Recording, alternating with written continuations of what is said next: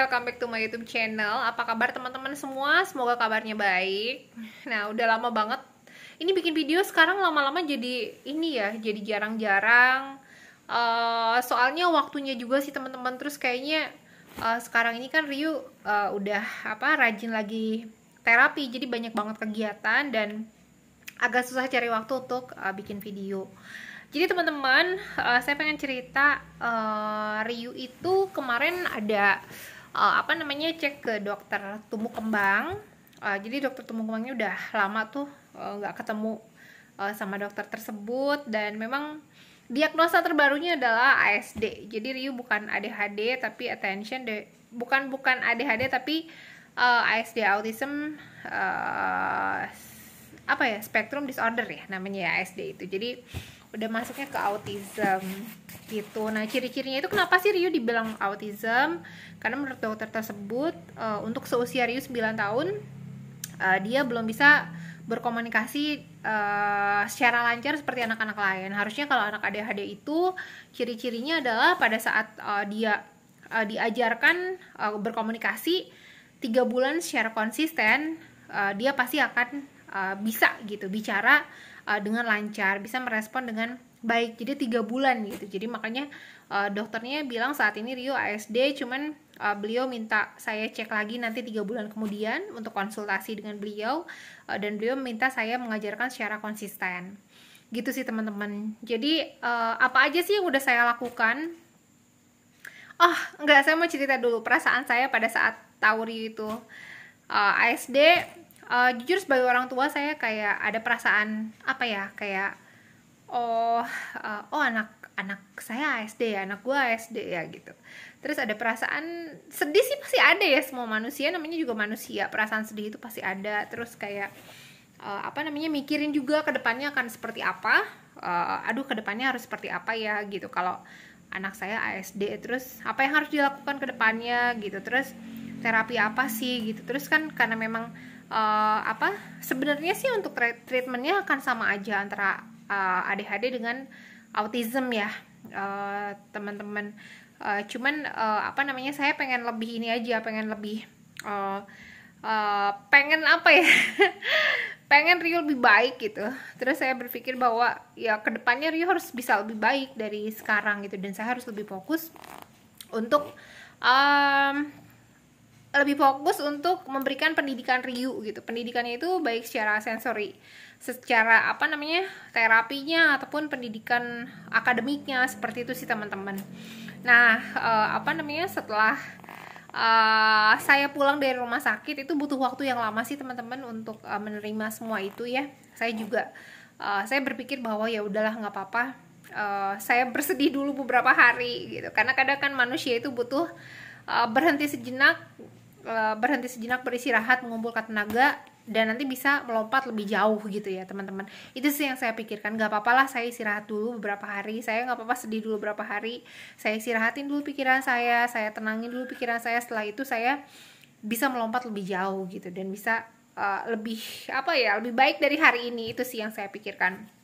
Nah, terus dari sana saya berpikir, Ryu saat ini bacanya belum lancar, terus kayak misalnya menghitungnya juga belum lancar gitu. Nah, kayaknya saya butuh seseorang yang ahli yang bisa mengajarkan Ryu gitu.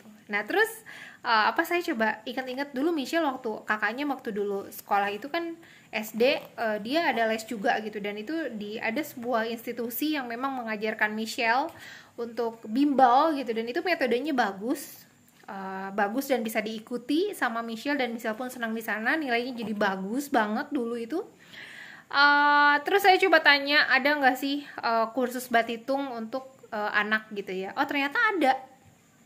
Akhirnya saya daftar untuk Ryu, dan Ryu udah mulai batitung sekarang. Terus ini udah kedua kalinya sih teman-teman Ryu les batitung. Tadi sore les batitung, terus saya temenin sambil saya kerja.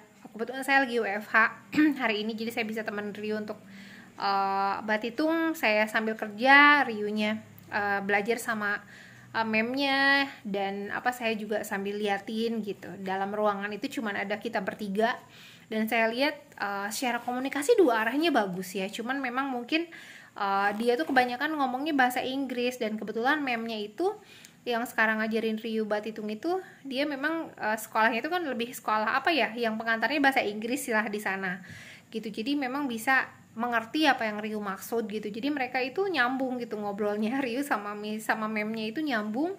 Dan mereka kayak apa yang Missnya maksud Ryu ngerti, apa yang Ryu maksud Missnya juga ngerti gitu. Jadi saya jadi kayak lebih lega sih teman-teman, perkembangan dia. Dan kalau secara dia kan mulai dari dasar lagi tuh untuk menulis gitu sih gitu. Memang kalau secara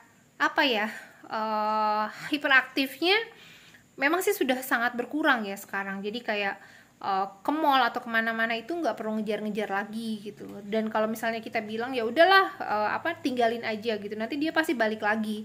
Jadi kalau dulu kan dia jalan aja gitu, kalau misalnya saya di mana bodo amat, yang penting dia jalan gitu. Tapi kalau sekarang udah yang kalau misalnya kita tinggalin enggak, mami nggak mau kesana gitu, dia langsung berhenti gitu sih. Jadi udah ada kesadaran di situ, jadi udah sangat lebih baik ya teman-teman.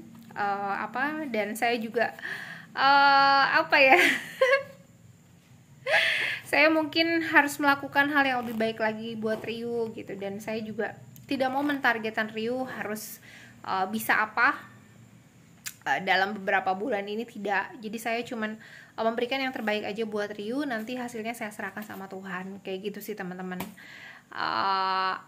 Dan untuk ASD ini kita akan lihat 3 bulan kemudian. Saya akan coba konsultasi lagi dengan dokter seperti apa hasilnya. Semoga hasilnya baik, semoga hasilnya bisa balik lagi ke ADHD. Sebenarnya sih ASD ataupun ADHD nggak apa-apa teman-teman, yang penting intinya sih anak kita tuh gimana pada saat nanti dewasa, anak kita bisa mandiri ya, bisa selain bisa mandiri, bisa menghidupi dirinya sendiri gitu teman-teman. Dan bisa terjun ke masyarakat, bisa secara pergaulan masih bisa bergaul secara normal gitu. Jangan sampai nanti dikucilkan, itu sih gitu.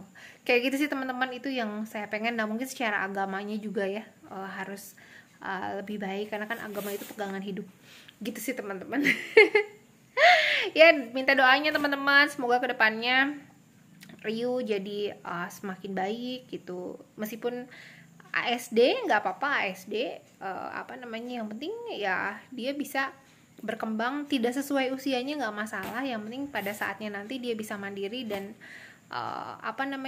ya dia bisa melakukan semuanya sendiri. Itu sih mandiri dalam hal menghidupi dirinya sendiri.